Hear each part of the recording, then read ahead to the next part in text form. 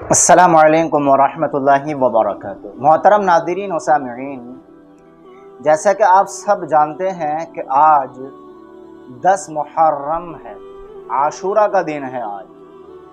تو آج ہمیں کیا کیا کرنا چاہیے اور کیا نہیں کرنا چاہیے، یہ ہمارے لیے جاننا بہت ضروری ہے۔ جو کرنا چاہیے اس کو شوق، جذبے اور عبادت سمجھ کر کریں، اور جن سے بچنا چاہیے ان تمام چیزوں سے گناہ سمجھ کر، اللہ اور رسول کی نافرمانی سمجھ کر بچنا چاہیے، تو یہ کام بہت آسان ہو جائے۔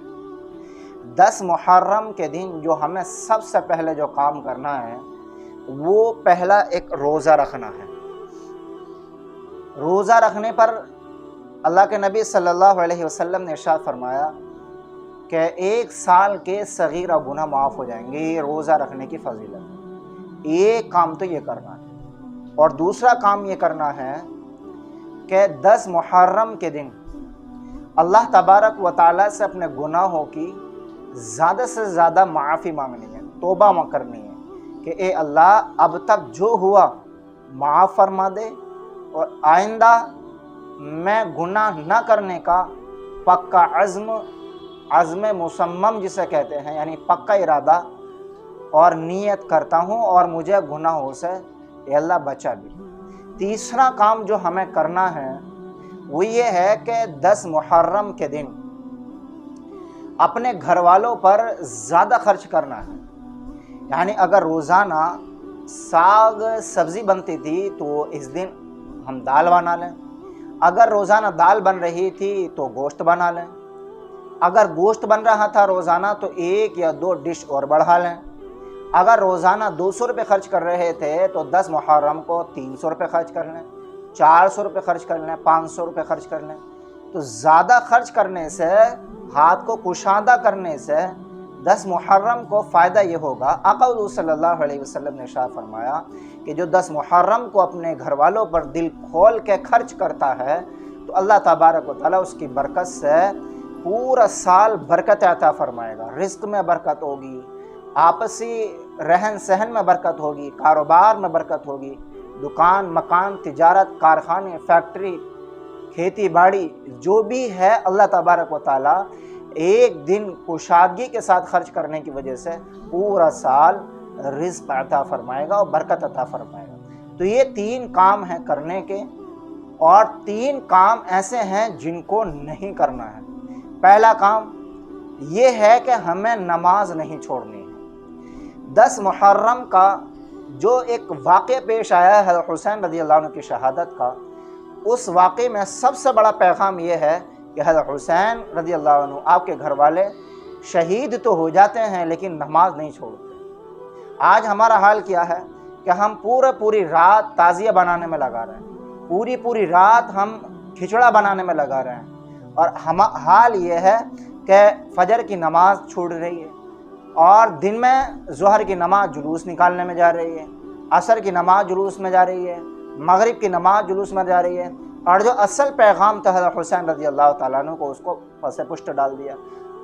حضرت حسین رضی اللہ عنہ کے نانا جو ہمارے نبی جناب محمد رسول اللہ صلی اللہ علیہ وسلم ہے، آقا نے فرمایا اول ما یحاسب بہ العبد یوم القیامۃ الصلاۃ، کہ قیامت کے دن سب سے پہلے جس عمل کا سوال ہوگا وہ نماز ہوگی۔